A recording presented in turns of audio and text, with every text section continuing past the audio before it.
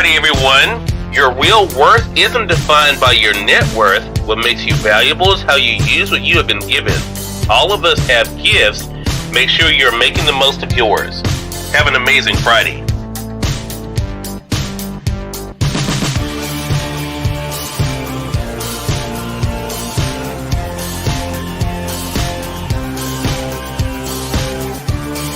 It is now the bottom of the hour. I'm excited to welcome Nancy Matthews to our program today.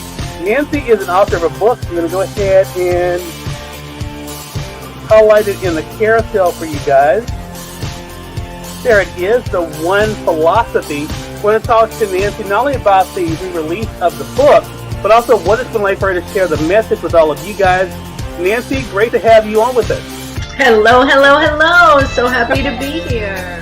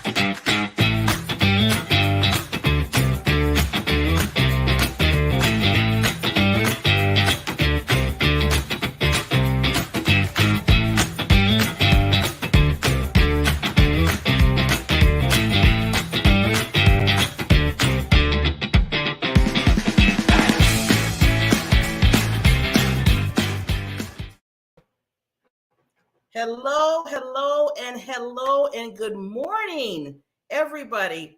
My name is Barbara J. Beckley, and this is the Coaches Lounge with Barbara J. Beckley. Every Friday, I come on and bring some spectacular, wonderful, amazing coaches and consultants to really understand what makes them tick. Yeah, and what makes them want to say, you know what? I don't only want to just have a business and be a coach and have that name or that label, but no, I'm here to help individuals move them in their right direction in their world. So I always told myself, I said, you know, there's many people in the world that helps an individual to get to where they need to go in their life, either in their business, maybe, you know, health-wise, maybe mental. And that takes a lot. That takes a lot of extra time and effort and education to do that, because you're not only just working on yourself, but you're working with somebody else's life.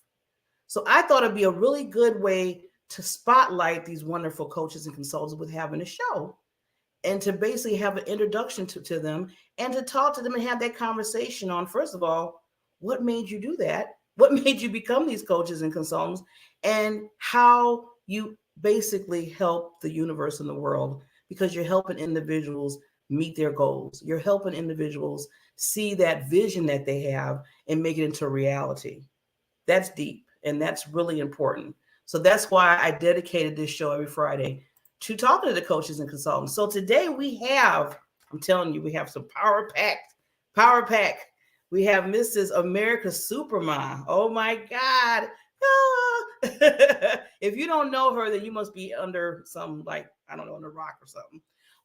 So Lachelle Aikens, she's here. And then right after that, we got another superstar, another queen. I always call lady queens because I look at them as royalty. We have, Teresa Paul. So we're going to have those two wonderful ladies come.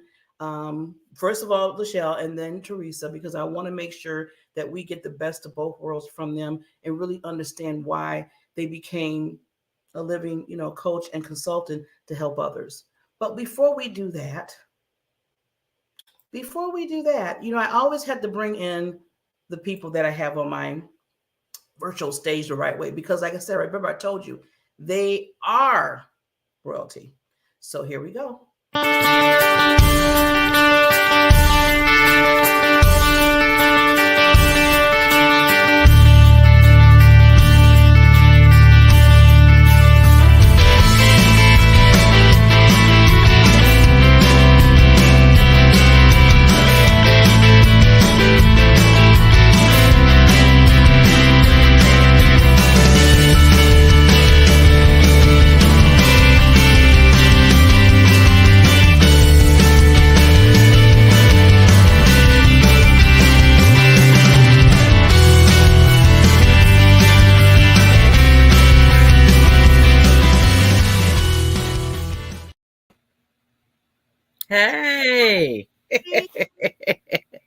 I love it. Thank you so much.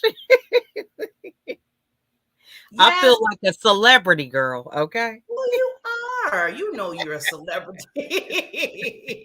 But you know what? The best celebrities are the ones that are really humble. And my Mhm. lady, you are very, very humble and very wise. And I'm just loving you all the time. I'm loving on you all the time. So thank you so much for coming to the Coaches Lounge. I was a little surprised. I was like, oh my God, she's coming back on the show. Well, you sent me look, networking, okay? You sent me your calendar and I was like, I'm gonna get on here. So that's what happened. Well, I'm glad you decided to say, you know what? And because I know one thing, just to let everybody know, Mrs. Queen here, she knows you're talking about some networking. I feel like when you go in the dictionary and look under networking, you have her smile with her picture on there saying, I'm the one. Because she knows how to do that very, very well. And I have to tell people, because I always have to give credit where credit's due. You have Mhm. been in my life and you've been helping me with networking, marketing, the whole thing. So I thank you for, Oh, getting me to that next level because I I needed it. I appreciate that. It's a blessing. I think one of the things that you bring up is that it takes all of us working together. We're only as sharp as we are in the company of the people that we're with, right? Yes. They Yeah. keep us moving and pressing on, as I would say, because life is going to throw us a lot of curveballs. Yes, a lot. And you have to be ready to kind of Duck and dodge, okay? be like, whoa, wait a minute. Exactly. Okay. Sometimes I want to just throw them back, be like, whoop. Exactly, exactly. I love that. Mhm, But enough about me and everything. We want to really get into you, lady, because like I said, this show it was really put on my heart maybe 4 or 5 months ago that mhm, I really was looking at the fact that I looked around because everybody has like podcasts and different shows and everything. You have your own, and you're going to talk about that in a minute too. mhm, But I never really seen too many that really just put all into just talking about coaching, coaches, mhm, consultants, and stuff. Maybe people think, well, that's this is a part of when I interview them, they'll say that in the midst of it and everything, And I'm like, okay, that's nice, but I feel like we need to spotlight more of that because you're not only like I said, you're not just like a speaker. I mean, you're that too. You're mhm, professional, speaker. You're an advocate for mental wealth. Thank God for that because it's much needed now because it's real. mhm, But you mhm, also help people in their lives, mhm. just like you help me and help so many others. So I feel like that need to be spotlighted more. And then Oh, if people understand what you do, then hey, nothing's wrong with saying, hey, reach out to America Supermom. mhm. Be that client. I'm just gonna be put it out there. Be that client for her. Work with this lady. She can get you to that next level. Sometimes I feel like we got to just say it. You can do this. Make that call. I appreciate that. That means a lot because it is something when you're so passionate about what you do, you kind of don't take time to remember, all the things that really have value to other people because you're just living your life. I mean, for me, chaos is every day. I still have 10 kids at home. Okay. So, I was just sending a message to somebody right before we went on air. My one son, he's going to be a freshman this year. So he's in Ooh, football. So okay. they're doing this football fundraiser. So someone sent him a donation. And so they did sent the message to me yesterday and I didn't respond. So today they sent me a photocopy of, hey, here's my proof that I donated. And I said, I am so sorry that I didn't get a chance to respond to you yesterday. It's been crazy. Okay. So that's just a piece. My kids, they are active and it's like getting back into the swing of things, even though it's summer Mhm. for them. Yeah. They are being more active, doing more things. So it's like now I really need to grow a few extra arms and legs to hang up with, to keep I up with always them. I always look at you when I think about you with the children and all different ages. Just to let everybody know, not just a certain age. She has the Right. stepstairs, and she's your grandmother too, right? Yeah, I Oh, just have my fourth grandchild, and it's our first granddaughter. Yeah, so we're excited. oh, Mhm. congratulations! But I Thank always was you. thinking about you as being that octopus mom because you. I know It's crazy. you're America's Supermom, but then you have the octopus because you have to have all the different arms, all the different ways to make sure everything is going right with the family. Besides the fact of what I want you to talk about is your basically like your coaching, your counseling, what you do with Mhm. others. So Mhm. what made you? I always ask people, what made you just say, you know what, I want to just get into this lane in my life. Yeah, it's kind of like being a pastor. It's one of those jobs that you don't really set out and say, "Oh, I want to do this." At least that's my story, right? My husband is a pastor, so I know a little bit about that calling. But for me, it was really a journey of going through such a hard experience, going through that struggle of 13 years with depression and three hospitalizations, that it really reminded me that that time is gone. I can't get it back. However, I can make a difference in the life of somebody who's coming up behind me. So it's that passion about sharing a lot of the strategies. And I think also educating people to realize that depression looks different to different people. It even looked different for me.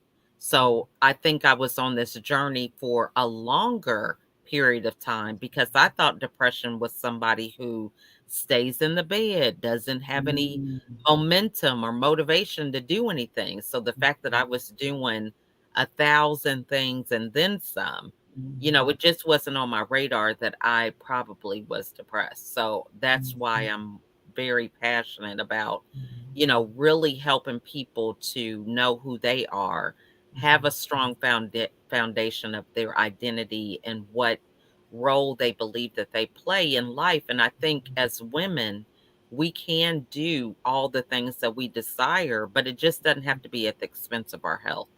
Ooh, that you know what? You need to say that loud and proud. You are so Mhm. right. I keep telling people now more and more that mental health is real. It's Yeah. really real, and it's not nothing just to say, well, they just had an episode or they're upset and everything. Like you Mhm. just said, America Superman, you mentioned that the picture of depression, we think, oh, or Right. or but sometimes you can be still working actively and be depressed, but Mhm. behind that. And I Mhm. tell people all the time, I said, and just to be fully disclosure, when I was 17 and my father passed, and you know my Mhm. story about he was murdered, Mhm. and I didn't get the counseling or anything because my mother was the type Mhm. of person to say, we don't do that. And she meant Right. when she said it like that, unfortunately, she said, in the black Mhm. neighborhood part, that we supposed to just be tough, build it up, and keep it moving. You don't Mhm. supposed to be seeing nobody. You don't be talking to nobody. Look at because she always thought that was being weak and not Mhm. being strong. Mhm. So it took me, Michelle, all the way to my 40s to Mhm. really say I was still dealing with that loss. Mhm. And I was using work and everything else to kind of push myself because I thought that was the basically remedy to help me, and found out Yeah. it wasn't. So it can come up in different, if you don't take care of it, if you don't really realize it, like you said, and just say, you know what, this is what's going on with me, then it can seep into your life and it can keep going on, and you don't realize till you get older. So true. And I think a lot of that is really what I like to bring to light because it's about the strategies, it's the tools. If we have access to a lot of these things, I think in many cases, a lot of women would not be walking around depressed. Yeah. And one of the key things that has been a game changer for me is learning how to collaborate, network.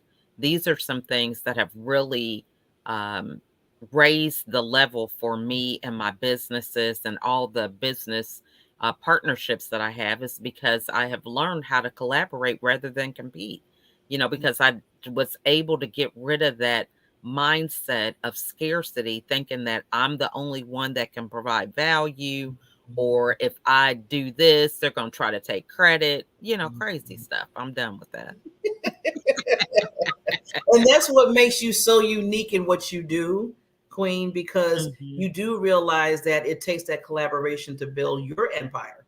Because you have Mhm. your empire. I mean, like I said, you have taught me and so many others, especially women, to like you said, look at it in that eyesight and say, you know what, you just need to collaborate, get with people, network with people, build those relationships. So Mhm. important. I tell people that all the time, and you always say that to others, that needs to be done so you can Mhm. move up, because I don't know everything. I'm gonna tell you, but I don't know everything. Right. I mean, stuff that I didn't know, and I was like, oh, thank you so much, thank you. It's So crazy. it's just crazy. You just don't know. So when you meet people that know some things that you don't know, why not get with them and try to learn with each other? Because some things that they might not know, you know, and So vice true. versa, and you help each other out. So true. I mean, and that just happened for me this morning. My kids were on this video game marathon. So I'm up at like 4 o'clock in the morning. Can't go back to sleep. So I go on Clubhouse. I get on Clubhouse and they have this thing now where there's houses. So they're talking about a beta houses wait list. So it's like a totally different hallway, different set of guidelines for this other system or whatever within Clubhouse. Oh my God. So it's just always something new, right? Let alone all the buttons and stuff you got to learn every time they do an update. But now they got this, and I'm like, okay, Oh you know. boy. So Mhm. please don't tell me that, because I'm just got used to doing my 2 rooms a week in Clubhouse. And now you're telling me Exactly. there's some houses that I gotta think about Yes, too. it's a totally different thing. But and on this side, people are automatically on stages like exclusive invite only. So they can't even see your room in the hallway without having access. And you can just open up your mic and be able to speak. It's no separation with the stage or anything like that. It's invite only. Wow. See? Mhm. And see, now this is just, like I said, this is another example of why there is coaches and people and consultants to help you to basically to know the trends too. See, another Yeah. thing I always tell people is just not just, coming into your life coaching or whatever you need, like if it's business or health or, mental or what have you. But Hmm. I feel like every coach, and just let me know that you agree on this, American Supermom, is that you need to know the trends of what's going on in your world for them. Yeah. So true. And I think, it all is about those conversations, that you're able to have. It is following people in your network. If I had not, only reason why I was able to find that out is because people that are in my network that I follow, they happen to be on the app at that time. They had a room. I looked and I was like, oh, let me just mark the replay. And I'm just going to lay back down, and it didn't have replay. So I was like, oh, well, I got to go in here and talk, so I can learn. But that's the thing. People in your network, I read this post on, I think it was Facebook, and it said, delegating is simply sharing the spotlight with somebody else. So that was a Mm. game changer. That is a really game changer. See the wisdom. But yeah, I mean, think about it, because a lot of time, well, I used to do it. See, I'm guilty here. I go again, being full disclosure. I used to be guilty at delegating because I always felt like, okay, I got to make sure they do it, this the way I want it and all that. How you Hmm. get that perfection, all this stuff coming out. Most of the time, it wasn't. Basically, they probably did it better than you did. But So you're so true. busy wanting to have that control and to make sure, Micromanaging. yeah, that micromanaging, which is, can't stand that. It's so true. And when we learn to just focus on the outcome, that we want. If we're having a dinner party, you just want somebody to take care of the guests, their drinks. You just want somebody to make sure the food is served properly. You just want somebody to make sure that everybody has a place to sit, the table's cleaned off, whatever. I think when we learn to really get our operating procedures to a point that we're able to focus on what the outcome is that we desire, we allow people their own, creativity in executing that. So if I wanted somebody to greet the guests, they may not say what I say, but as long as they make the guests feel seen and heard and welcome, that's what's important. Yeah. Yeah. Because while they're doing that, you could be see. I always tell people that while they're doing that part of your business, you could Mm-hmm. be really gun ho into what your genius is supposed to be. You could be Right. concentrating on what you're supposed to be doing, not so much of okay, I got to see this email, I got to make sure this appointment's booked and all that. That's why you got Calendly, or Calendly, isn't it? I mean, that's Yeah. why you use the tools that you have, be it people or systems. So true. I Yeah. learned this from Dr. Ivan Meisner. He said the reason why he's the founder of BNI, the reason why a lot of us are still in this micromanaging is because we don't empower people. So he Mm. had this staff member who cost him a lot of money, but he said that he knew that he could trust them and the loyalty that was bought out. And so the issue is give people something that you feel that you can allow them to manage.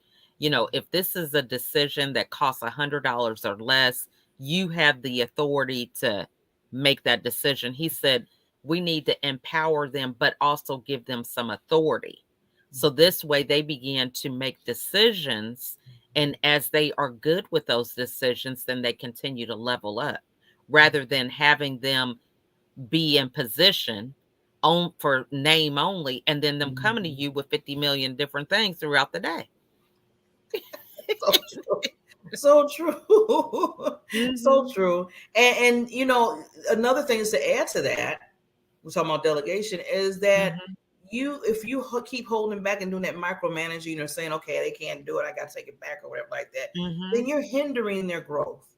You're Right. hindering an opportunity for them to learn and grow, and you could help with that. And that's one of the Hmm. reasons why I really admire you and other coaches and consultants out here, including myself, that Hmm.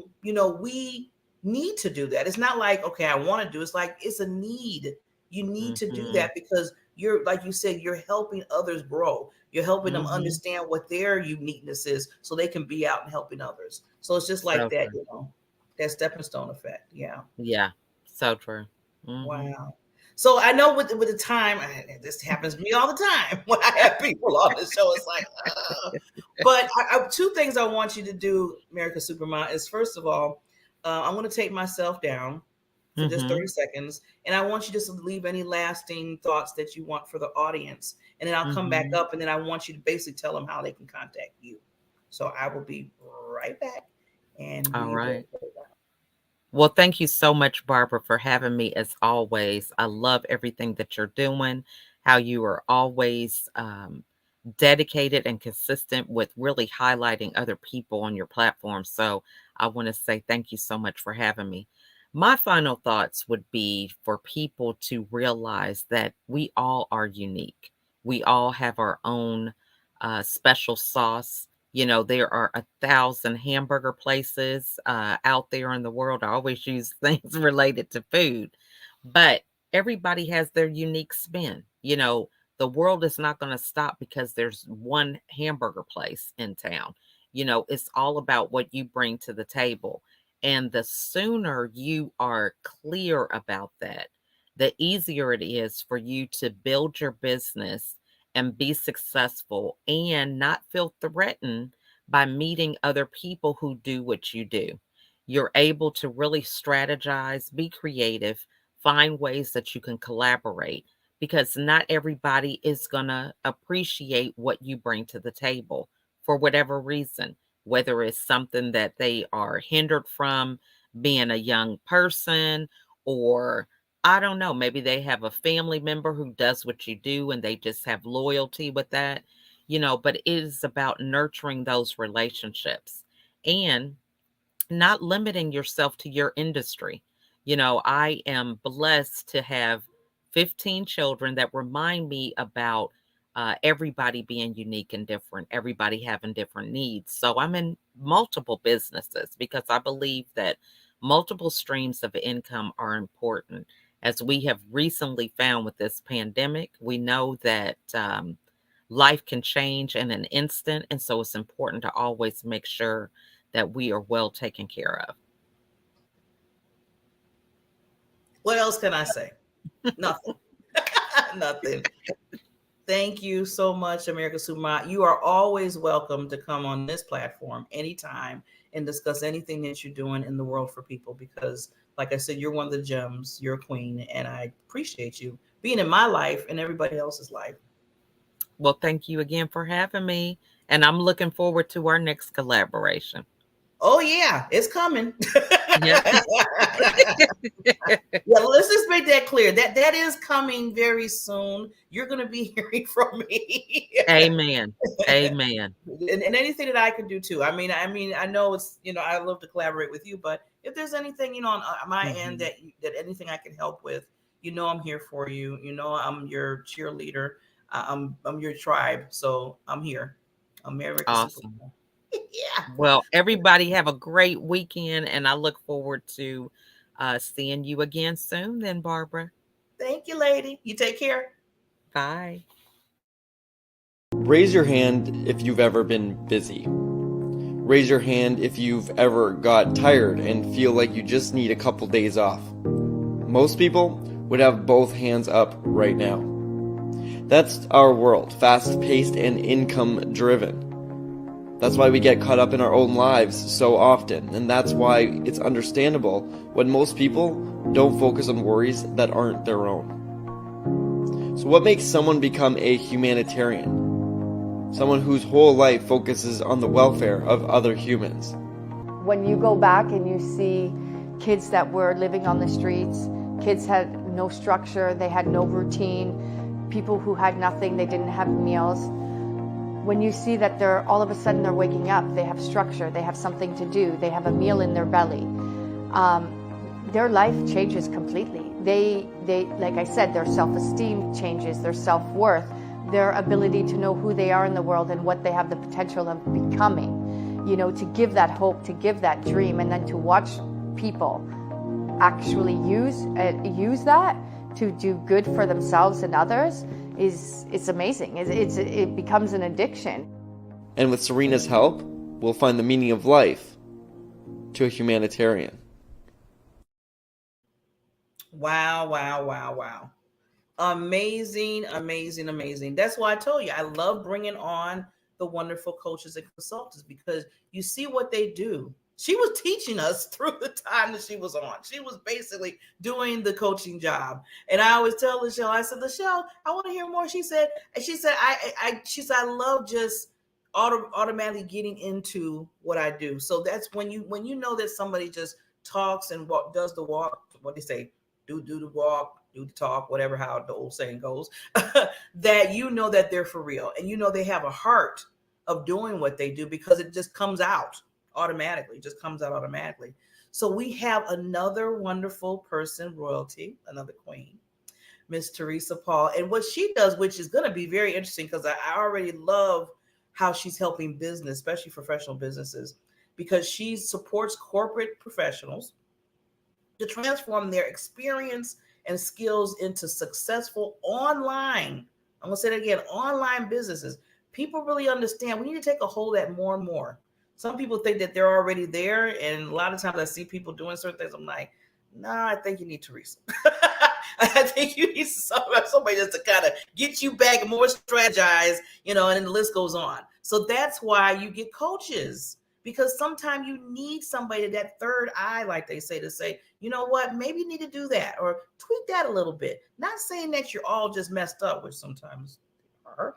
But, as a coach, you have to, make sure that you still give them the good and say, you did okay, but let's just fix that for you. So Ms. Teresa helps these professional businesses get to that point, especially online business. And we're going to talk a little bit with her and have a conversation.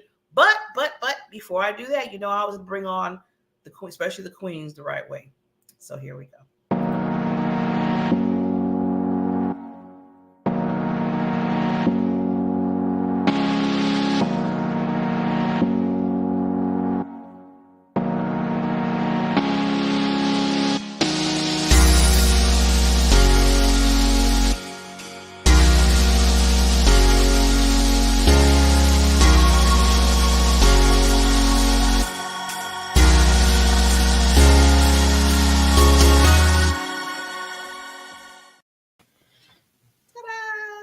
Hello. Hello. Hello, lady queen, queen, queen. As you see, I call all the ladies queens because I look at you as royalty because you do so much in the world. And you have that crown that sits up there. You don't see it, but you know it's there. Absolutely. I can feel it when it gets heavy, right? Oh, that's a good one. I got to use that. Yes. We do feel when it's kind of, doing the whoa. Yeah. Yeah. Yeah. But it's still there and it's still present in your life and what you're doing for others. So, lady, I just want to really just say first, thank you for coming on the show, the Coaches Lounge. I really, like I said, this is one of my heart shows that I have under the network because I really want to, as you probably heard earlier, to spotlight coaches and the spotlight consultants because you do the most the extra. You're like, I tell people, you're coming into somebody's life and basically saying, you know what, I'm here to direct or help you in different situations and hear what you're going through and then keep moving forward with you. Right. So I just have to give you so much kudos for doing that in people's lives. So thank you so much. Thank you. You're so welcome. And I have to say thank you too. I'm so honored to share the day with Lachelle. She's amazing. She's one of my favorite people. And she always lights up my life. So that was a real treat to be able to watch that. Oh, yeah, I know American Supermom. Her title goes with her with that. So she's amazing, and she has introduced me to a lot of people like yourself and other people to come on and really just shine your light. So, American Supermom, she's an awesome lady. But I just want to like get into you now, because you do something that I feel like everybody, just saying, needs to have in their life. I mean, I tell people, even Oprah Winfrey has coaches. Even Barbara Walters have coaches. Why don't you think we need them? Exactly. Athletes. Tiger Woods has the best golfer in the world. They have a coach. Why? Right. So why do you think it's like, well, I don't need anything, maybe Oprah and them need, but I don't. I'm like, really? I want to say so bad. I'm thinking of getting me a impact coach. I heard that the other day. Somebody said there's a coach called an impact coach. I'm like, really? They say, yeah, they help you get more impact in your life and what you're trying to do. I'm like, see, you never know what you need, what you don't, and what you need. So with you, lady, I know you help with a lot of corporate professionals and then their online business. But before we get to that a little bit, I always like to hear drawing the curtain open and saying, okay, now how did Teresa really first just say, I kind of want to do this in life? Just give us a little taste of that. Well, I don't know that I wanted to do this in life. I went to college and I studied advertising, right? Because I really liked the feel, the creativity and the business part of it. But what they failed to tell me was advertising is just sales, right? It's just trying to sell stuff. So I graduated and I went and got my first job and it was in sales. Now I'm an introvert.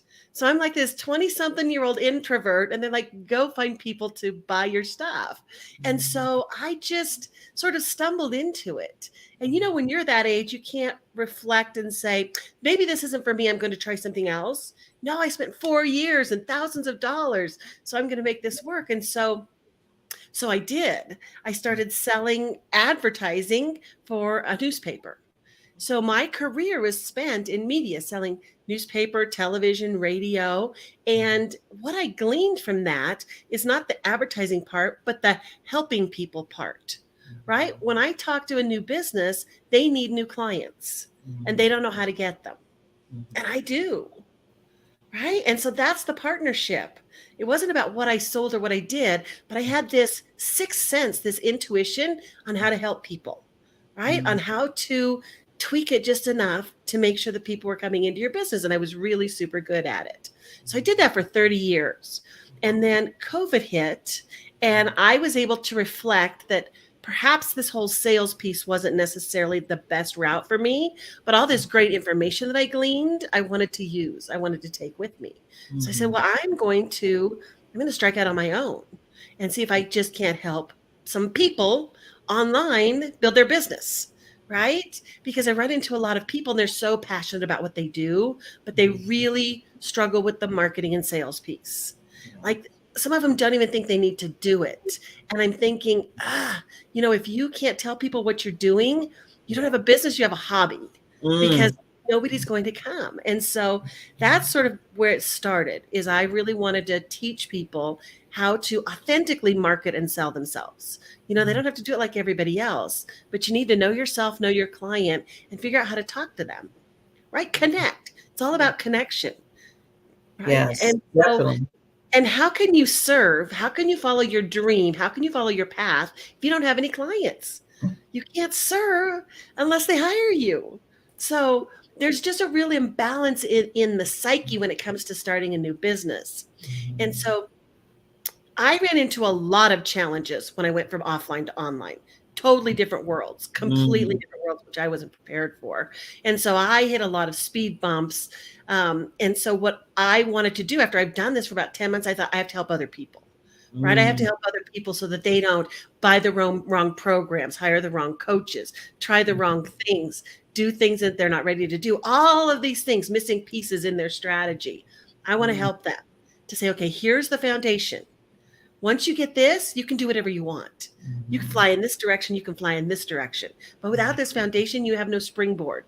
You have no place to jump from. And so that's when I started looking at helping, people who want to leave the corporate world, that structure, and create their own life of freedom and wealth. You are singing my tunes, Miss Queen.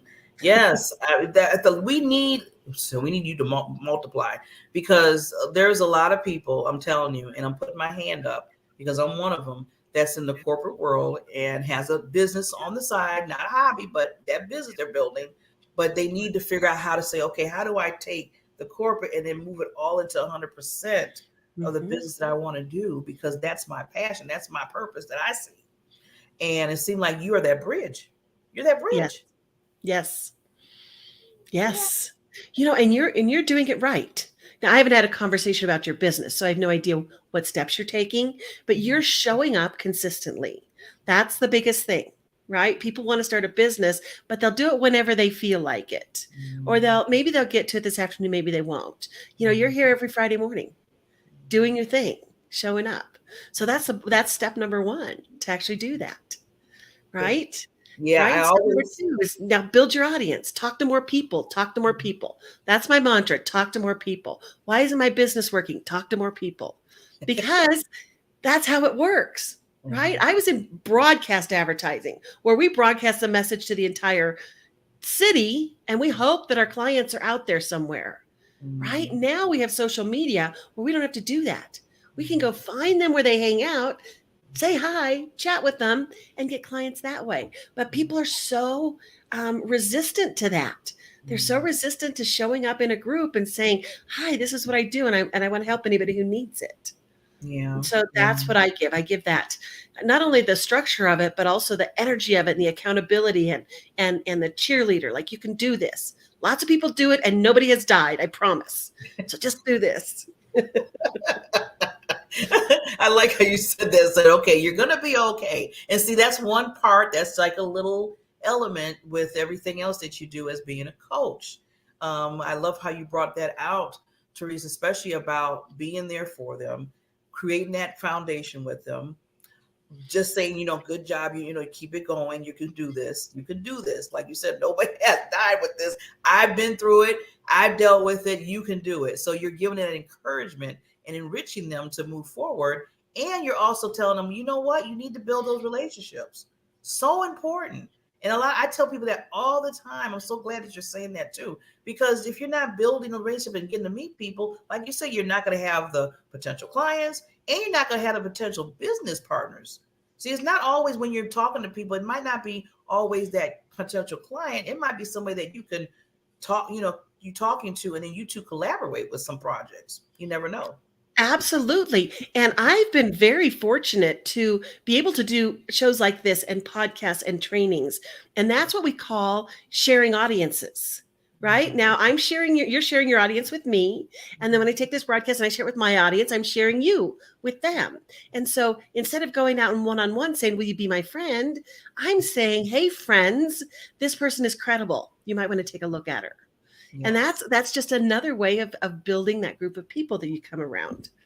Definitely, definitely. So I want to tell everybody now that you're going to put a little stop right there, little commercial for myself. This is my friend Teresa Paul, and you need to sign up with her and work with her for your business online. Okay, I had to get that out.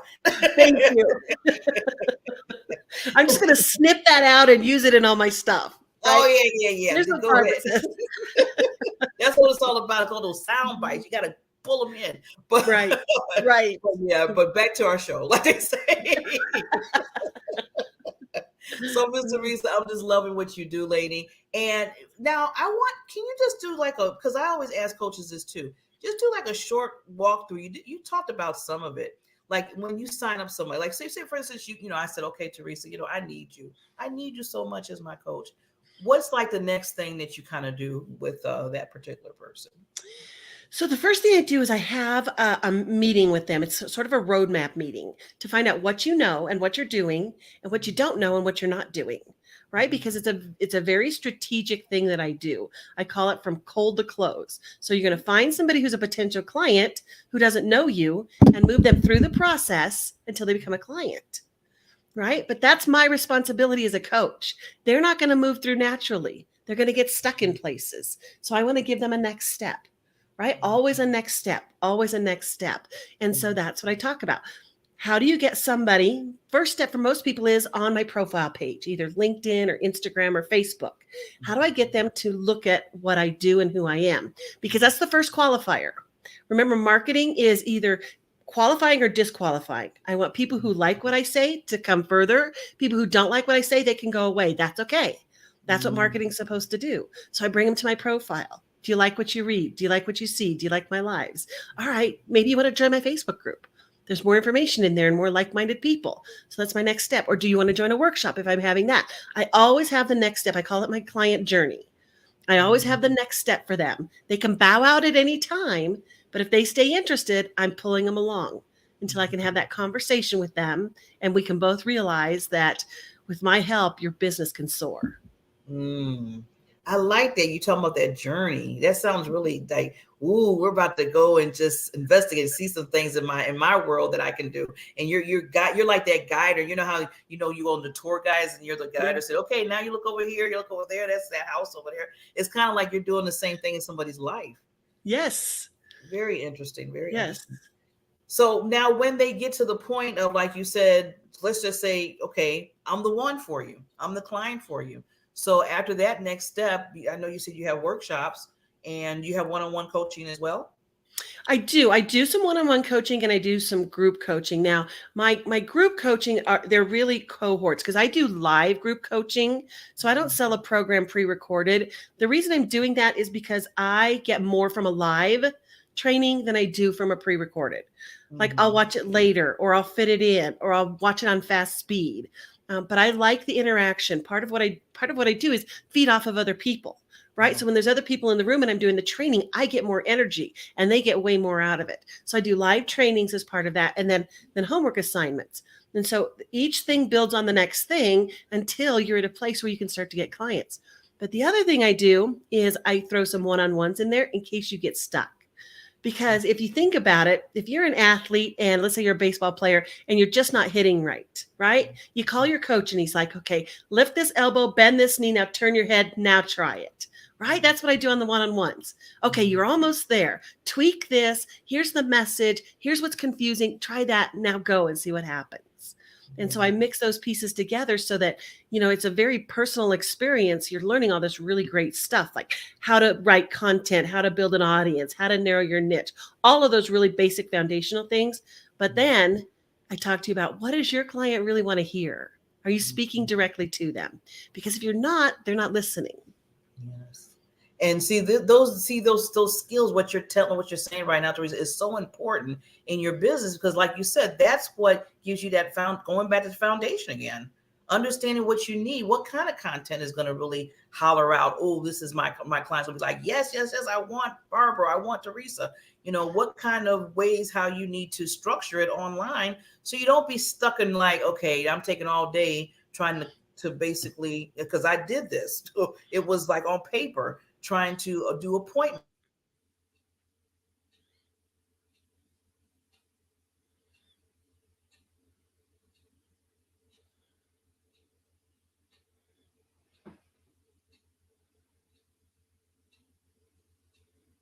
Okay, Barbara, you're frozen. I don't know if you know that.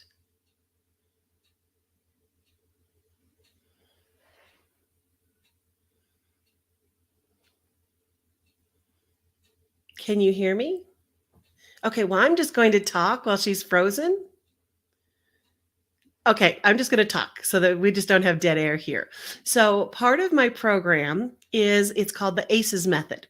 And what I do is I take audience plus content plus engagement, and I teach you how to mix those together so it equals sales, right? So, the goal here is sales, right? We want to have people hire us so that we can help them, serve them, and both of our businesses can grow. And so it's that mix of your audience, your content, and engagement that pulls them through that client journey. So that's what I do. Now, here's the challenge. Even though people know what to do and I've taught them what to do and I've showed them what to do, they don't always get there, right? Because there's still a resistance to it. So there's a mindset piece that comes in, right? What is stopping you from moving forward and saying, my business is really cool and you should work with me, right? So I heard this described one time and it was very cool. Somebody said, describe your favorite restaurant, right? And this person got really excited and started talking about the meatballs and homemade pasta and you got to go there, in your life. You haven't lived till you've been there. And then they said, think about your business that way. How can you get so excited about your business that you have to get people there so that they want to work with you just like they want to eat that meatball at the great restaurant? So that's what you have to do with your business. Like, be so excited about it, be so confident in it that you can actually just, talk about it and people get excited about it with you. Yes. I know there was a technical issue. So thank you so much, Teresa, for continuing to talk. I was like, okay, technology, it's your friend sometime and sometime it's not. Exactly. Well, and I sold TV for a while. So I worked at a television station and I know there's no dead air, right? No dead air. So I just keep going. You were just on target, Lacey. This is what I'm talking about. Sign ups, please, today. Talk to Teresa Paul today. She is just a gem. So Teresa, I want to, before we, I know you did some of that already as I was gone for a minute. But I want to take myself down again because I want you to just do some lasting thoughts for the audience. And then also how they can contact you when I come back. So I'll be right back this time. Perfect. So, the biggest piece, the biggest hurdle you have to get over is, being afraid to show up. I know that we grew up in a world that tells us to sit down and shut up since age 5, right? But now I'm giving you permission to stand up and speak up, right? Talk about who you are. Talk about your personality. Talk about what drives you, because I guarantee there's other people out there who are like you and want to work with you. I think we have this fear that nobody will like us or accept us or buy us because we're not good enough, or we have that imposter syndrome. And I'm telling you, it is simply not true. If you show up exactly as you are, some people will walk away for sure, but that's okay because you want the people that are comfortable with you and they will be there.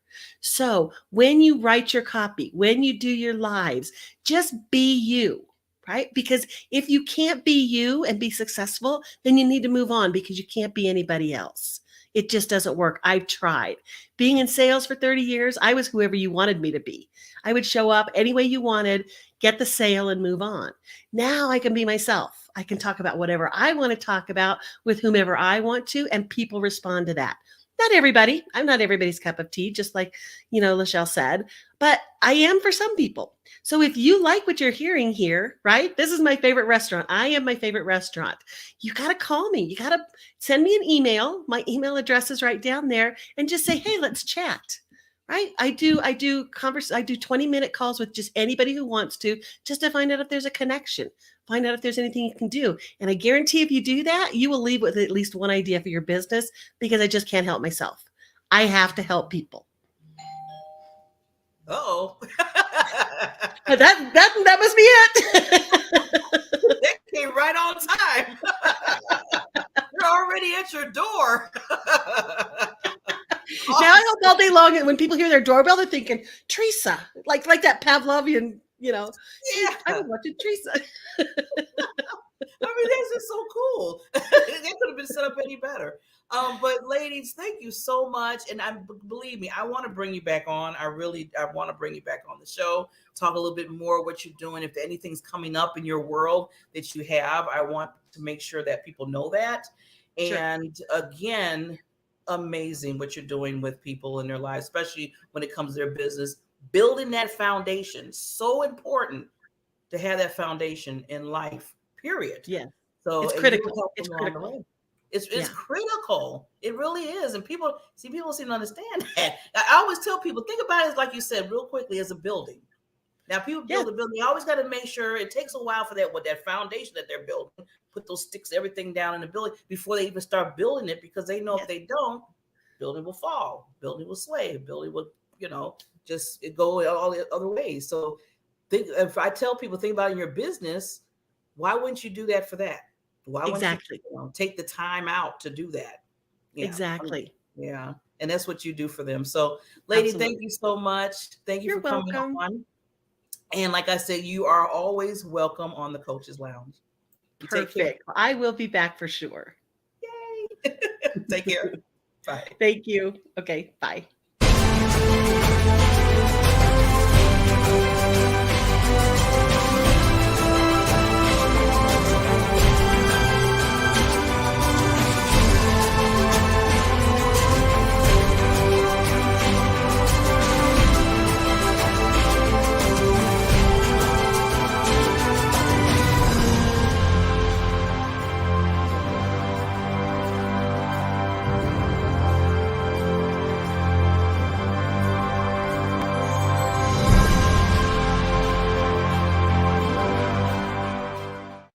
When you do nothing, nothing happens. Best time to take action is now. This is the time to work on you and your business. So I've created a group, an online academy for professionals and entrepreneurs. Power Partners will help you to start helping yourself. Helped me change my life and my business. Not a Toastmasters, it's not a BNI, it's not any of these, but it is. So it's all this stuff in one place. Get the results that you deserve right now. So what are you waiting for? Let's make it happen. See you in Power Partners.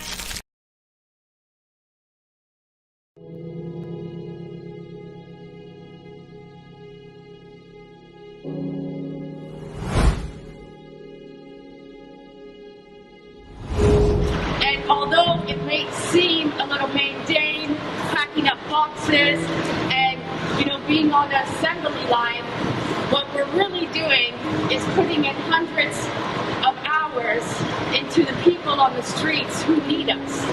And they need us in a way that none of us will ever understand. And for the last couple of weeks, I've been on the grounds every day. They know we're coming today, they know we're coming tomorrow, and they look forward to seeing us because we're the one little bit of hope that they have to have a warm meal in their bellies and to know that somebody in the world is actually caring for them and loving them. And without people like you showing up today to give your time, your energy, and your spirit, none of this is possible. So I want to really say thank you to everyone, because what we're doing here today may seem small, but it's actually really, really big, and it's impacting hundreds and thousands of families. So I thank you, I love you, I look forward to doing this with you today.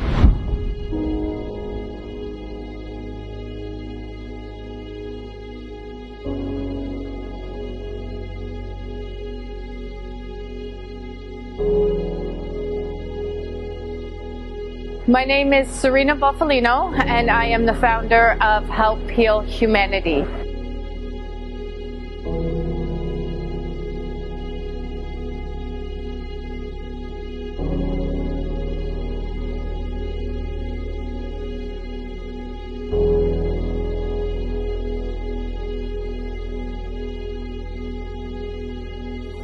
Help Heal Humanity is a charity that is focused on unconditional giving, love, and support to some of the most vulnerable communities in the world.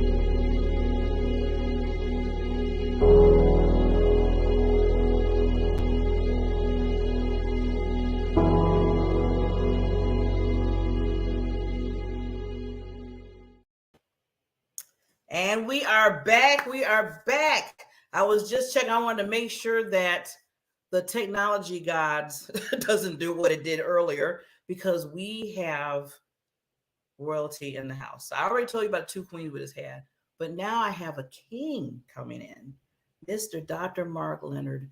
I was like, oh my God, I got a celebrity that's coming on the show.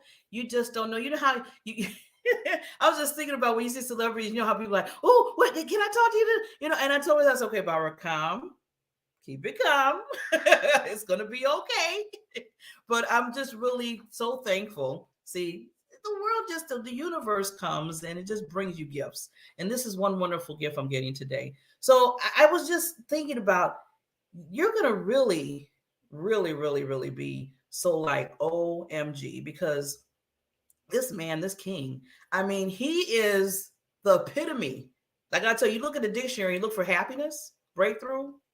His picture's gonna be there. His picture's gonna be there. He is a wonderful, and I was just like, human performance. I gotta say it right. Human performance expert, and the industry leading. Okay, when people say the leading now, say it twice. Certified high performance coach. And this is the Coach's Lounge, and he's coming on my show. We're going to talk. We have that conversation. But as I always say, I can't bring in royalty.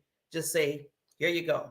No, I got to bring him in the right way. So let's just make sure we do that for him. And here we go.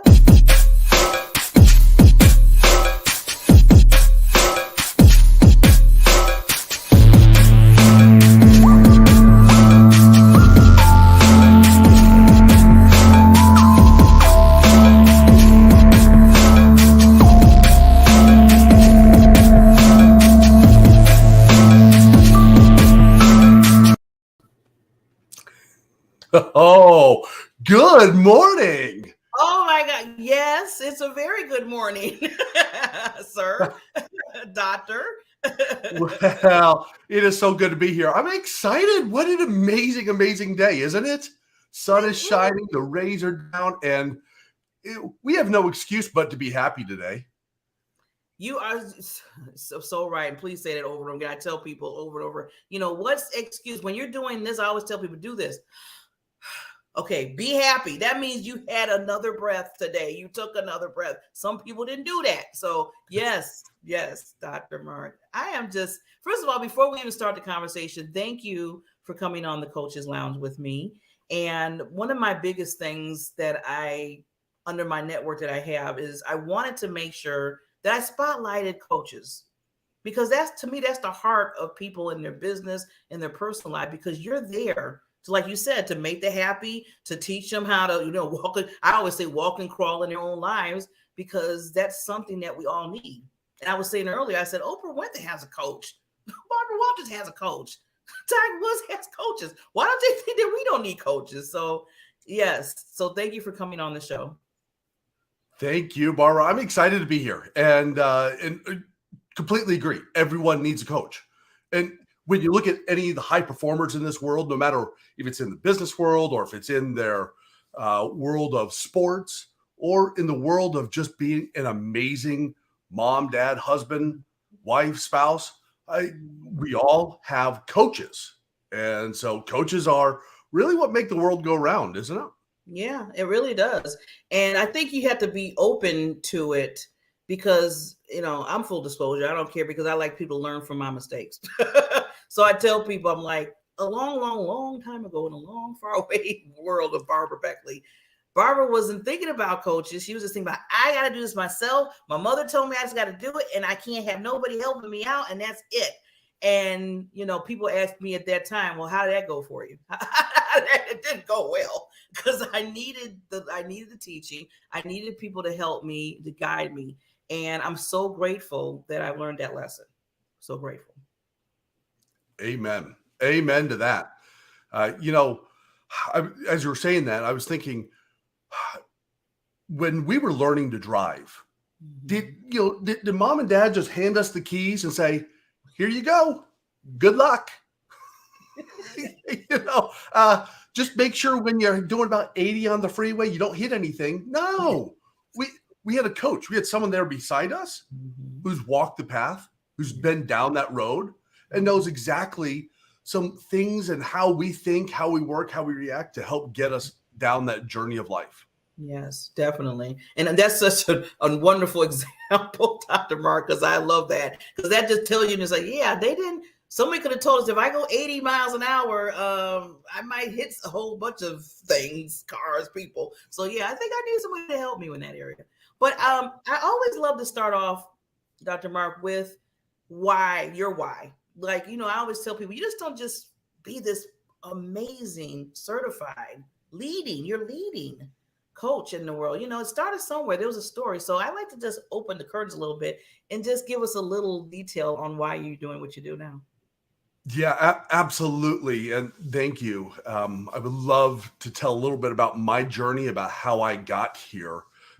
As I go into that, let me just make sure I'm framing it kind of with why I'm doing this and what's so important to me, because as the founder of the Happiness Breakthrough, and this is a program and a model that I've created through research, through real world application, that really helps entrepreneurs, that helps business leaders, that helps moms and dads no longer feel overwhelmed, no longer feel like they're underperforming. And it's a program created to help anyone, anywhere achieve what they want, right? Without that feeling of overwhelm. But how did I get there? I'll start with, oh boy, I have so many stories, but I think I'll start with a story in bed. A story in bed. All great stories start in bed. Now, before you start letting your mind go wild, this is not a love story. This is not one of those novels. This is one of those moments where I was laying in bed and my wife was next to me and I had IVs hooked up. I was wearing a hospital gown and I was getting ready to go in for surgery. And I remember laying there just pleading, God, don't let this be it. Don't let this be the end. I promise. If you save my lung, then I'll mow the lawn. I'll do the things I don't want to do. I promise, because I want to play with my grandkids. I want to go on a hike with my wife. I want to be able to use my voice as a tool to inspire somebody else. Please, God, if you're there, help me help you. Sorry. I'm very passionate about what I do because I am blessed. I'm blessed with trials. I'm blessed with tribulation. I am blessed to walk through a valley of darkness. And yet, in that valley, I feel with the very deepest innermost part of my being that I have an opportunity to share a story that I hope will impact someone's life. And that's my life's work. That's what I do. Because don't we hate that feeling of being overwhelmed? Don't we wake up in the mornings going, I've got today. This is going to be the day. And at the end of the day, you go, the day got me.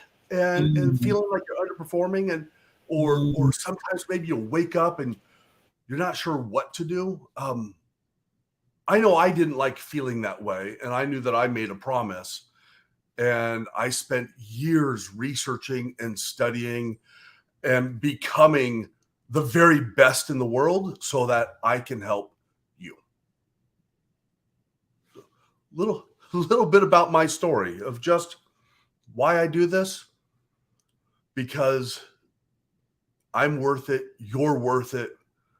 because we're all faced with something, and let's figure out together how to have that strength that we were born to have. That's what we're here to do. And, I just to fast forward, obviously I came out of that surgery without the complications they were expecting. I'm not on an oxygen tank, and I'm grateful for that. But I've coached people that are. I gratefully, after being diagnosed with cancer for 5 times, I do not have cancer, but I've coached people that do. I'm grateful that I'm at an age of whatever age that is, that I have the strength to get up and rise one more day. But I've coached people who don't. And I just want to see people really elevate in their life so that they wake up not feeling overwhelmed, so that they wake up feeling like, man, not only do I have this, but they have the tools to help them have this, whatever this is in their life. And I've got a couple of different thoughts about how we create that. And it looks like we're having some technical difficulties. I'm just going to keep on going, Barbara, until you come back and we're able to talk together. But, one of the things that I learned as I was laying there in that hospital bed, I think we've all laid in that proverbial bed of life going, please, I promise, I will, I'll do it. And in those moments are those moments that we begin to define what it is that we are willing to do or what it is that we want to do. We begin to define and put some construct around where we're actually trying to go. Now, I call that excellence. And my model in the happiness breakthrough model, or the happiness breakthrough equation, E equals MC squared, has a few parts to it: excellence, mindset, care, and connection. And here's the thing with this model, like any great function or any great equation, have you ever noticed when one variable is off, it throws the results off? And that's where most people are. They're off somewhere. And when you're off, you begin to walk a little sideways. You begin to walk that takes you in a little bit of a different direction. So I like to start with excellence, and that is defining where is it that you're going? What are you trying to accomplish? What does that look like for you? And spending some time working through that. And by the way, I'm going to give everyone permission. It's okay to sit down and do a lot of work and decide what it's going to look like, and then get working on it and go, that's actually not what I thought. That's not what I'm looking for. So, one, give yourself permission to create a vision of excellence. What does it look like? I'm fascinated by watching Olympians, right? These are the best of the best in the world who have spent countless hours working on one singular event. They could work 4, 5, 6 years straight for less than 10 seconds of performance. Yet what they've done in that 4, 5, 6, 7, 8 years is they have defined what that finish line looks like for them. So I'm going to encourage everyone to do the same thing. Define the finish line. Define what excellence looks like. When you do that, though, you're not done. You're not done. In fact, we're going to do a quick little exercise here, and I hope that's okay to do. We're going to do a quick little exercise. I want you, as you're thinking about this idea of excellence and this idea of the finish line, I want you to think about, okay, if Mark was to be my very best version of me, if I'm going to be that Olympian, if I'm going to be the one that's going to have that gold medal, what does that look like? And who do I need to be there? Who do I need to be? How would I define myself? What skills would I need? What words would kind of describe what that looks like? In fact, what I'd like you to do is just take a moment and just in fact, why don't we just do this? Why don't you just sit up straight? Just kind of sit up straight. Remember when Barbara was taking a deep breath in? I want you to do that.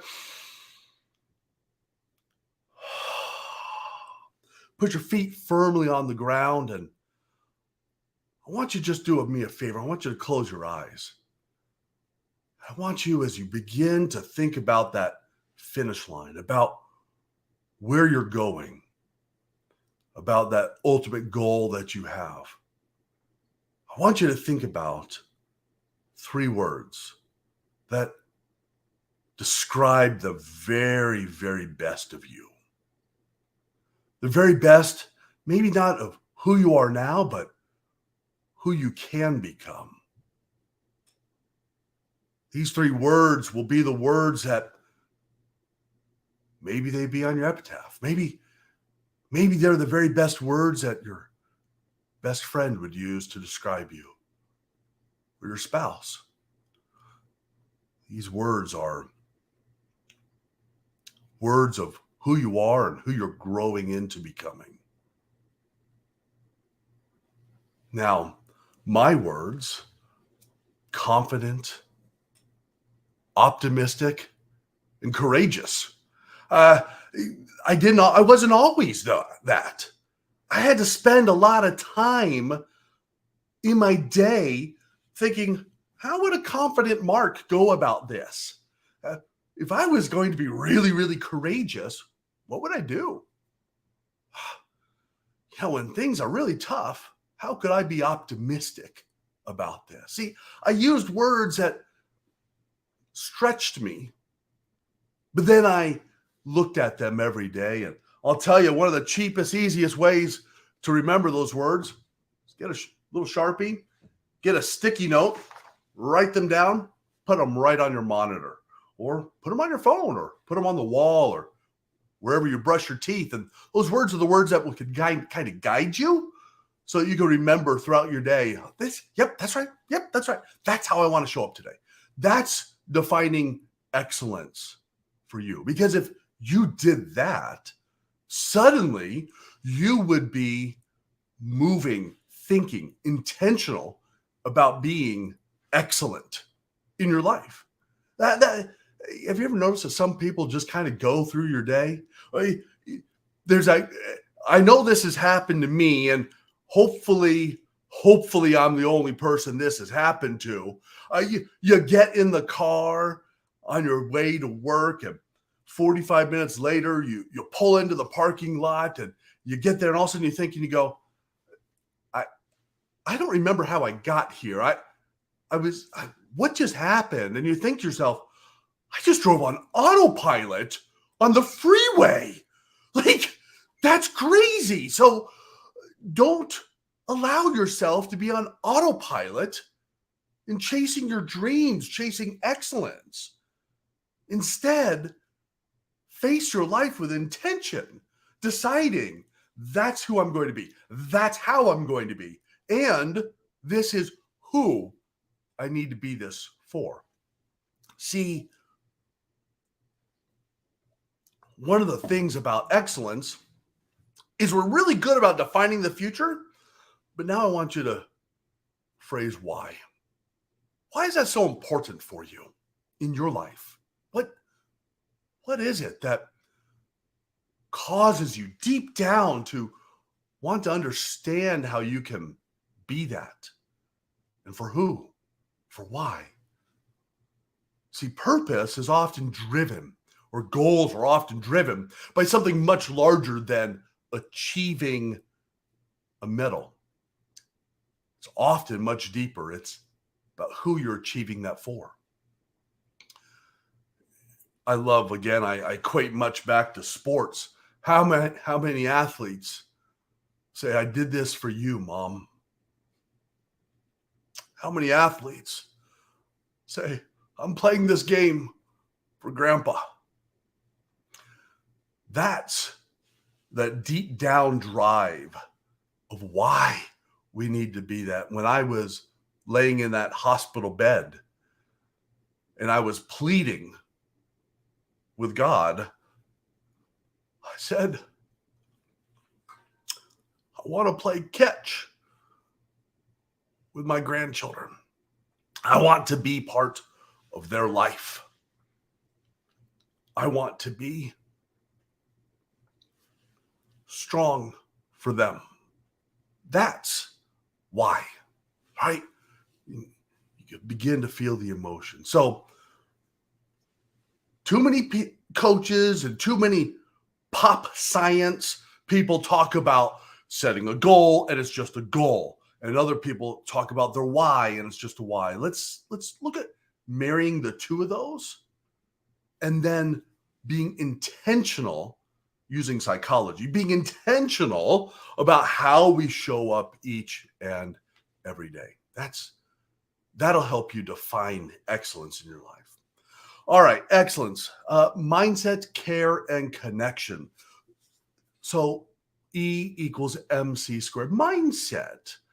So often we think of mindset. People say, oh, I've got to be in the right mindset. I've got to think the right way. And I'm not going to discount that. In fact, I full-heartedly agree. We do need to be thinking in the right way. But too often we are thinking insular. We're thinking singular about our mindset, about ourselves. So I'd like us to expand this just a little bit further and talk about three areas: our self, our relationship. Maybe that's our relationship with our loved ones. This is kind of in your home relationship. And by the way, if you're single for any reason, it's your potential relationships, your potential, not just romantic relationships, but those that are your biggest cheerleaders, those that you're hoping to be in your life, that relationship that's very close. And then the third, I'll call community, but I want to define community as anything outside of your door. Okay, that could be work, that could be the commute, right? The other drivers on the road. That could be when you go to Target and you're shopping, or Starbucks and somebody cuts you off, or it could be your neighbor. Right? It could be anything that's outside your door. When we look at our life, and we look at it from these three different areas: our relationship with self, our relationship with others within our love circle, our home, and our relationship outside of our home. Those are the three areas that we like to look at. And often in mindset, we start looking at, I need to change my mind. This is what I need to think. And I'm going to agree with that. But I'm going to say it's often so short-sighted, isn't it? Because what it's creating is this me mentality. It's all about me. I need to do what's best for me. Really? Were you put on this earth to think about you? If that was the case, we'd all be single and living in a cave. I think we moved past that. Don't you? So the thing that we could do is we could begin to look at not just my relationship with me. Maybe that's our relationship with our higher power, with God or the universe or whatever it is in your life that you call it. It's our relationship with that. It's our relationship with ourselves. Do we love ourselves? Now, we've talked about that a lot. Do you love yourself? And I think that's good to love yourself, but have you forgiven yourself? What would your life look like if you forgave yourself for a couple moments, just once or twice? And then how about the mindset about how you think about your loved one? Now, let me tell you a quick little story. I got married 2 weeks out of high school to my high school sweetheart. We have now been married almost, look at the date, almost 31 years. And yes, by the way, I do know the date. I'm pretty good with that date. Almost 31 years, you guys. That's a long time. And we have 6 children. Now, I like to say we have just 6 children. And then 4 of those are married. And between them, they have 12. So I have 12 grandchildren. You want to talk about productivity? You want to talk about doubling down? You want to talk about really exponentially using power? I doubled my family size with half the work. I went from 6 kids to 12 grandchildren. And in one of my businesses, I currently have 21 employees. Now, I have multiple businesses that we own. I have 21 employees in a brick and mortar store. And I look at them as my children too. And so when we start thinking about all of these people in our life, we've got chaos, right? We've got things coming at us from all different directions. And I will tell you, I know a lot about managing chaos. Remember that feeling of being overwhelmed, chaos, overwhelmed, and that feeling of needing to help a lot of people, feeling like you're maybe underperforming, right? So I know a lot about how to get all of us to manage those relationships. So self, relationship, those within our house, and then community, or I will call it anything outside your front door. Let's start there, because that's often where people kind of struggle. I want you to just take a moment and think about someone that you work with, someone that you just go, oh boy, is it Friday yet? Because I don't know if I can handle one more moment with that individual. Or is there someone that you work with that is just frustrating you? That you just go, oh, they just don't listen. Or you get so frustrated thinking they're just not what I was hoping for. Or whatever the case may be, right? We're going to go that negative for just a moment. I'll give you permission for just a moment to define that relationship, that person in the community that you're frustrated with, that you wish that there was something different about. Maybe it's that neighbor that's always parking in front of your driveway. Heaven help them. They're always parking where it makes it hard for you to get out. Whoever it is, right? I want you to think about those individuals. And I want you to just step back for a moment and just ask yourself, how can I change my mindset about them? Notice this is not they need to. They need to do this. I wish they would do that. If only they could do this. No. I'm asking you to change how you think about them. Because have you ever noticed that people rise to the thoughts that you have about them? Let me give you an example. Stephen Covey talks about this with his own children and how he thought about them when his son was mowing the lawn, and he was always out there making sure his son did it exactly the right way, how he wanted it done. His son really struggled to fit within the mold that dad had defined as success for mowing the lawn. But as soon as dad, Stephen Covey, changed his mind about how his son did the work and what success looks like for him, suddenly the son began to flourish, to change, to expand, to grow. We do that in our lives each and every day when we are out there thinking about how someone or what we think about that someone. So I want you to just think about that person again. Go back to that person at work, in community, that's just kind of driving you a little bit bonkers. I want you to just take a moment, step back and say, how can I think of them differently? when you begin to take responsibility for your thoughts about that person, watch how it changes your relationship with them.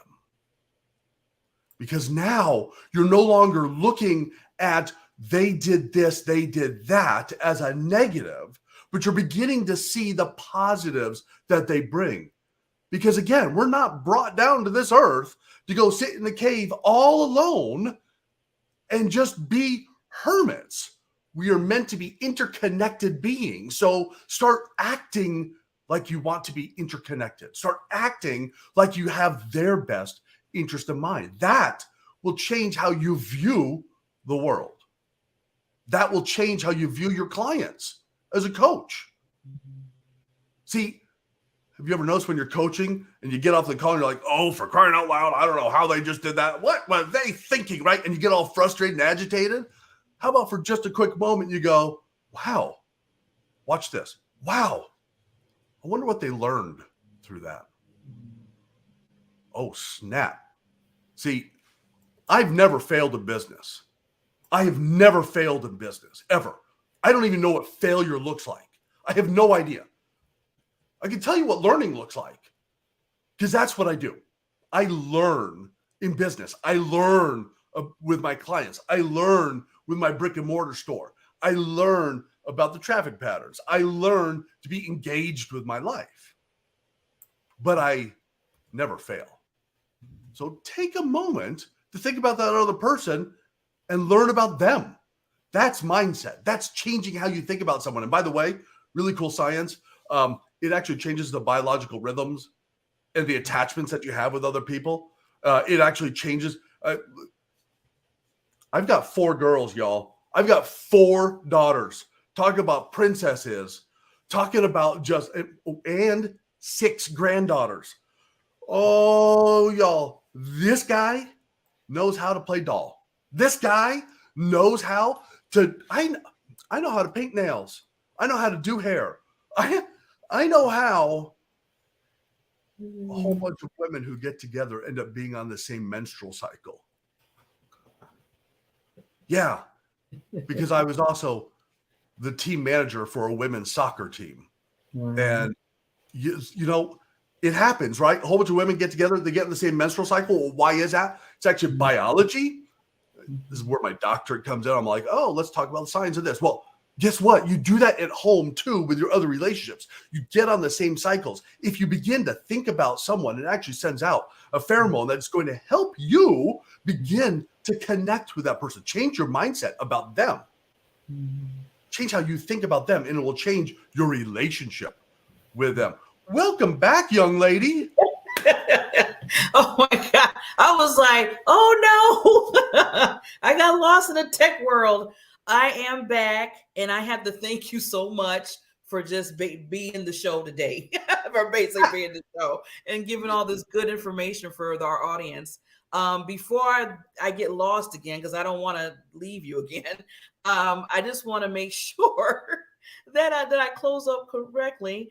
And I would love to, Dr. Mark, if you don't mind, I would love to bring you back on the show. If there's anything that's happening in your world that, you know, you're helping others, because I know you always have things going on, and would love to have you back on the show, just giving some precious information, especially about coaching. I'm glad that you ran through a lot of examples and stories of your life.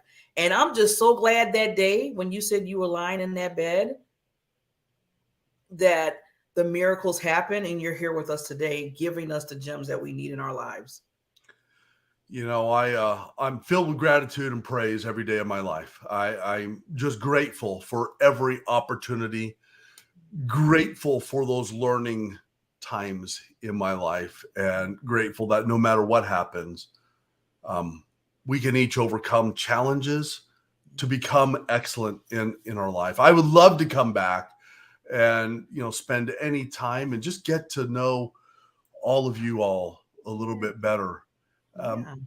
Might I just leave with just a thought here real quick? Is that okay? Or how much time do we have here? We got a few more minutes. Yeah, sure. Oh, then great. So then I just want to think about as I was talking a little bit about excellence and mindset and care and connection. I just want to talk about connection for just a quick moment, about truly connecting with people. I want you all, coaches. I want coachees. And by the way, that includes everyone, right? Because as a coach, we believe everyone should be coached. Every coach should have a coach, someone that's looking from the outside, looking at their life and giving them, sound advice, sound challenges, a good way to look at things from a different perspective. And, as a coach, that's often what we do, is we help people see a different perspective. I just want to encourage you. If there's one thing I have seen over the past several years, it is that need to connect. It's not, oh, I want to connect. It is a deep down desire biologically to connect with other people. And might I just offer a few quick tips, how we as coaches, how we as coachees, and well, that should include everyone in the world, should look at a few things. One, dinner time.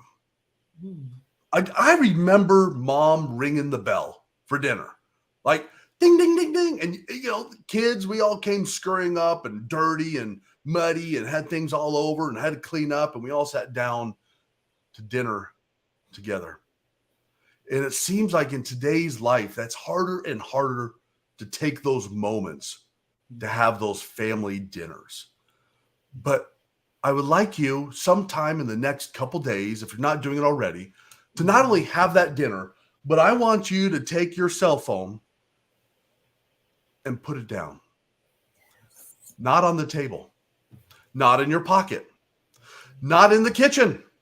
Oh, for crying out loud, there's a really cool little button on cell phones nowadays. It's called Do Not Disturb. Use that button. Just be like, oh, I'm going to spend time with the most important people in my life. Do not disturb me. Hit that button. I do not care what is going on. If you are the president of the United States, you put the phone down. You are engaged with the relationships that matter most. So important. Be engaged there. Second, with your neighbors, take a moment to wave. Now, where I grew up, we used to wave with one finger. No, not that finger. It was the pointer finger as we're driving. Some of y'all did a different finger. We always just drove and it's like, hey, how are you? Right? You one finger wave. So I want you to do more than that. Sure, two fingers would be good because then it's like peace. But how about just for a moment, you pull over. You just check on your neighbor. Just ask, how are you doing? See, I used to live in Florida, and when hurricanes came, it was a really interesting time. It was the only time we got to know our neighbors. Because I lived in this really weird neighborhood where everyone might be outside, but you would never look at your neighbor. We went Christmas caroling one year, my wife and our kids, and we're going down. We had little baskets of goodies, and we wish you a Merry Christmas. And we're not walking to the store, we knock, and we wish you a Merry Christmas. And the dog is barking, and next thing you know, the dog stops and the light turns off. And my wife and I, kids, I would look at each other like, we're just singing them, we wish you a Merry Christmas, and they just turned the lights out. Now, I know I'm not the world's best singer, but come on, please, for the love. Like, if that was the case, your dog was drowning me out. So connect with a neighbor. When the hurricanes came, suddenly we're out there helping everyone put up the boards. And when the hurricanes left, we helped each other clean up the yards. We checked on one another, made sure that we had the food, the water. What if we lived our life in an after hurricane mentality? What if we lived our life doing something for our neighbor because we don't live all alone as a hermit in a cave. Biologically, we are far past that. And by the way, when we talk about the cavemen living in a cave, you have to remember we're all here. So there was more than just one person because human beings kept coming. So let's connect with our neighbors. Just ask 2 minutes. How are you doing? Is everything okay? What can I do for you? Yes. Go connect with people. Get out of you and get into others. That will bring a lot of happiness and joy in your life. And if, by the way, you're like, oh, Dr. Mark, I do not have the time, I will tell you right now, stop lying to yourself. So true. Stop lying to yourself. Take a moment and connect with someone. By the way, really great things happen. Coaches, when you do that and you begin to ask questions that are much more meaningful than just, how are you? What are you doing? I love how Barbara started out. She said, I want to learn about you and your journey. How about asking people that? When you go to your next networking event, don't sit there and go, hi, my name is Mark. I'm a coach and I'm happy to be here. How about for just a moment, you turn around and you just asked, tell me about your journey. What are you excited about this week? Where do you feel stuck this week?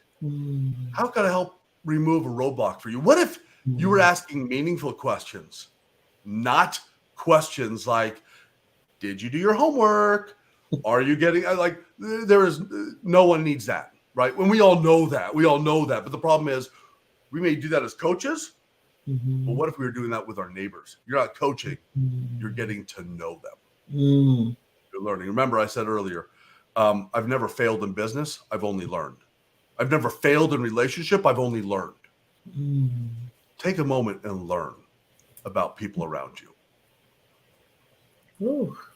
Oh, I'm just sitting back being the student, Dr. Mark. I'm just sitting. And then I was in the background, I was praying, please, internet, don't go back out. I got to listen to this man. I just have to say thank you for one. Second, I love when you said you never failed in business. You just forever learning. And that just was like, they say the young people say that's a drop mic or whatever. Well, yeah, that was a drop mic for me, because moving forward now, I'm just going to continue to think of that. That's going to be in my head now and in my heart, because, sometimes it's easy to say, oh, dang, I just messed up, or, oh, that failed, or, oh, I was trying to, but then like you said, Dr. Mark, it's the learning part. And I'm always telling people, learn from your experience. So you're never failing. You're right. In fact, the next day, and I love that, because aren't there a lot of times in our lives that we sit here and we go, oh, how was your day, honey? It was terrible, right? We say, oh, it was so hard, and blah, blah, blah, blah, blah. Wah, wah, wah, wah, wah, wah. Right? We go into this drone mode of complaint. Yeah. How about, oh, man, I learned that was not the thing to do.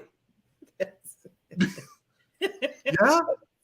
Tell me about that, because it just reframed it in your mind. You're trying to reframe how you view the world, reframe how you view your experiences. Hey, look, I've had businesses, and my wife and I have owned a lot of businesses. I've had some businesses that did not make as much money as we were hoping or expecting. But I will tell you, we learned a whole lot from that. And we just used it for the next business. And we just get better and better and better at it. That's what this life is about. Yes. So yeah, stop. So everybody stop saying that you fail, because you never fail. You didn't fail. You're just learning and growing, and say what not to do. I always tell people, I know what not to do. Yeah. And by the way, can I introduce one other really powerful word in the English language? Yes. You're going to love this word. Y'all ready for this? Yeah. Yet. Y-E-T. Yet. start using that language in your life. Let me just give you a quick example. Yeah. I've met a lot of people in my life, and maybe you've met some of them as well, that have said, oh, I'm just not happy with, I only make insert, I'll be happy when I make 100,000 a year or 200,000 a year, or I'll be happy when I make $1 million a year. We start putting these limitations on it. And so as soon as you begin putting limiters on your language, you begin putting limiters on your behavior. And so what if instead of saying things like, well, today was terrible. I didn't finish writing the chapter I wanted to. Okay. Yes, that might be true. But what if you started putting things like yet in it? I didn't get it as much done yet as I was hoping to. See, that yet becomes a bridge. And what it actually does biologically is it opens up our minds to be able to say, oh, I'm not done. I'm not finished. This is not the finality. We like to speak in finalities, right? We like to be robotic of, oh, today was terrible. Yeah, right. Yeah. You're like, yeah, I've heard that. I've heard that language in our voice, right? In our heads. But how about just put in yet? Pardon me. I will be, I'll be happy when I make, I love this one. I'll be happy when I make $1 million a year.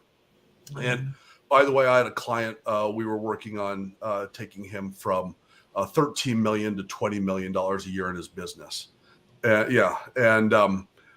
he was so stuck on that $20 million for his life. Now, that was his business. Now, he doesn't make that much, but trust me, as an entrepreneur, we make a percentage of that number. So it obviously meant something to him. But I started asking him questions about how he could use yet in his life and how he could learn. And what came out of it was, I am on my path, right? There's your yet. I'm on my path to making $20 million. And I am learning about how to have a better relationship with my wife.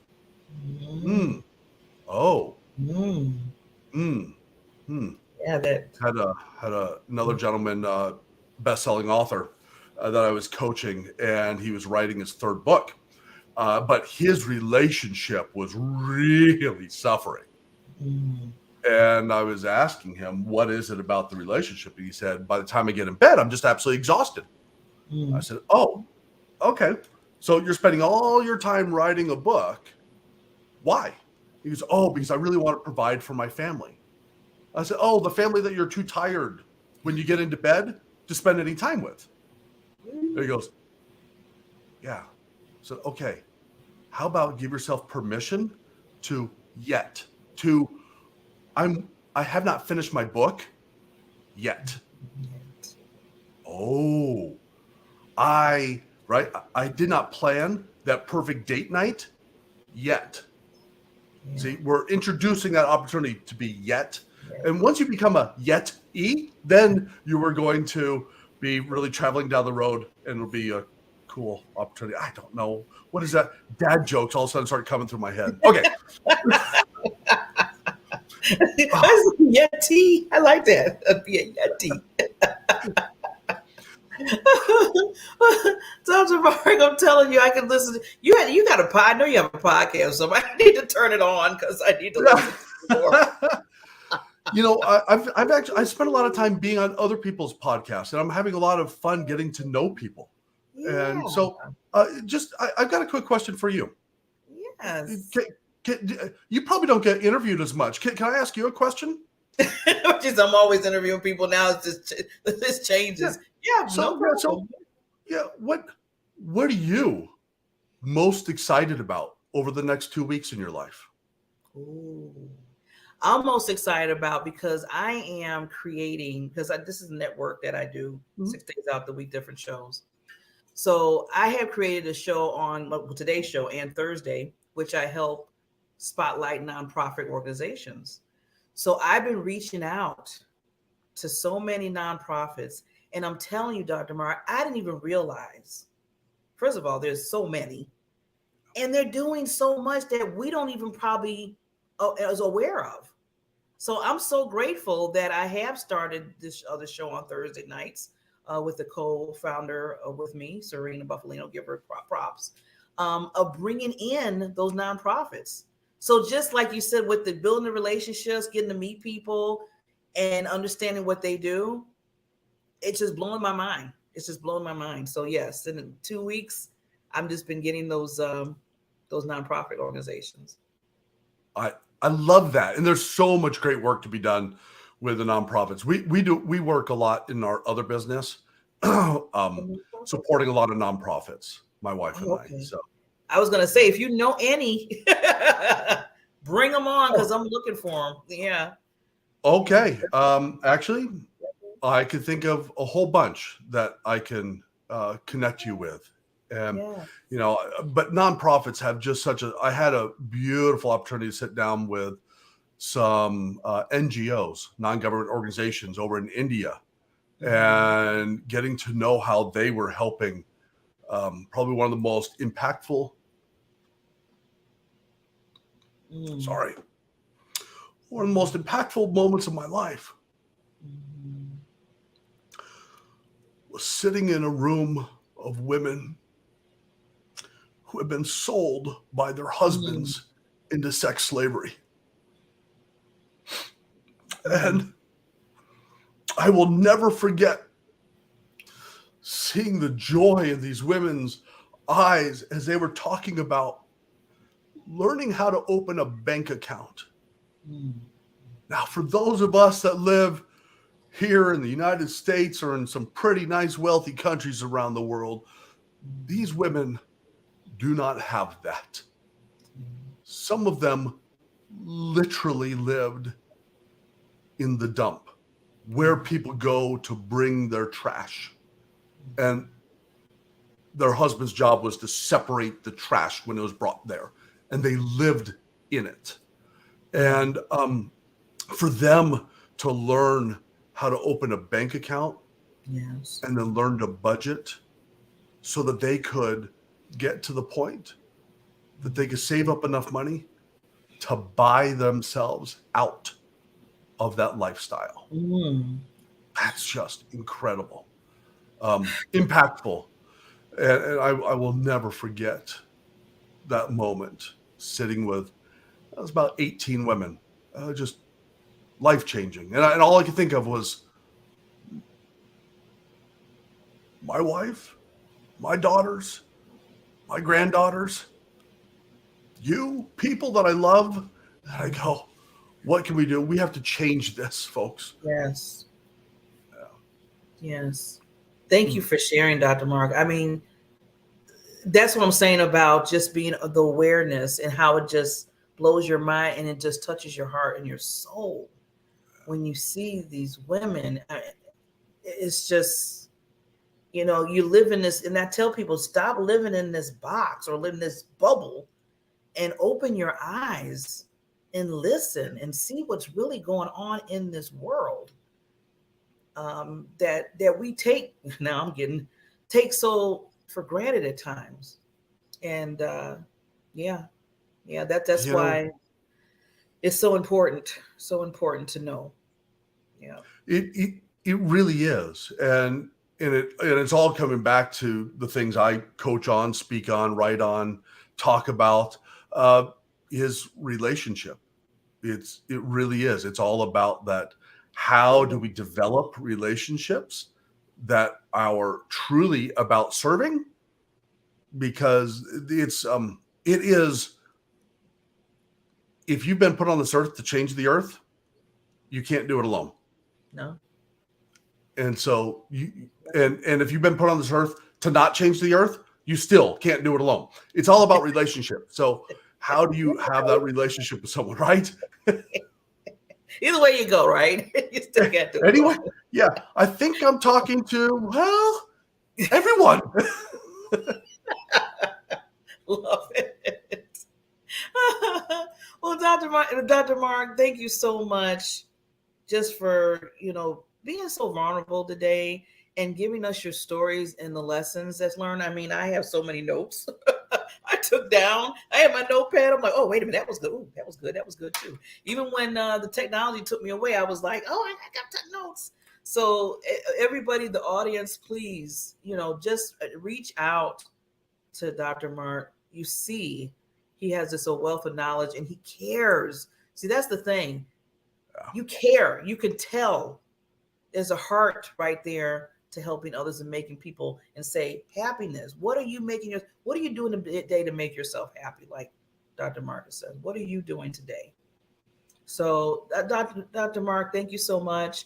Again, I would love to bring you on. I consider you now as a friend, the celebrity friend I have.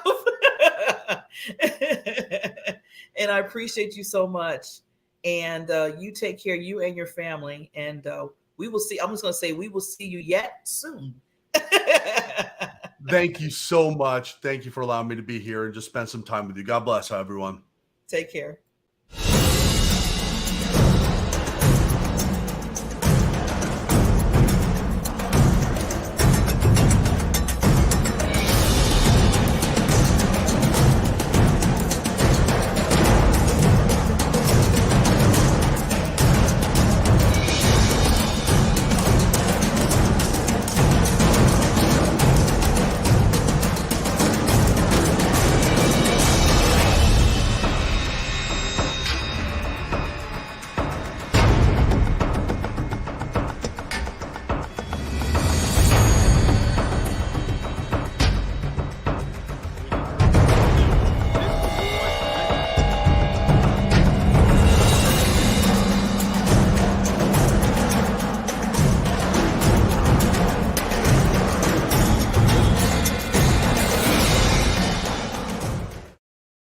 For the past 5 years, Help Heal Humanity has successfully run an elementary school in Canaan, Haiti. Due to COVID-19, the political unrest, and the recent earthquakes, food is scarce. The students attending our program are coming to school starving, and therefore causing a disruption in their academic goals. We need your help, now more than ever, to provide these students with the nourishment they need to continue their education. Our goal is to raise $100,000 so we can feed 100 kids lunch daily and send them to school in the upcoming year.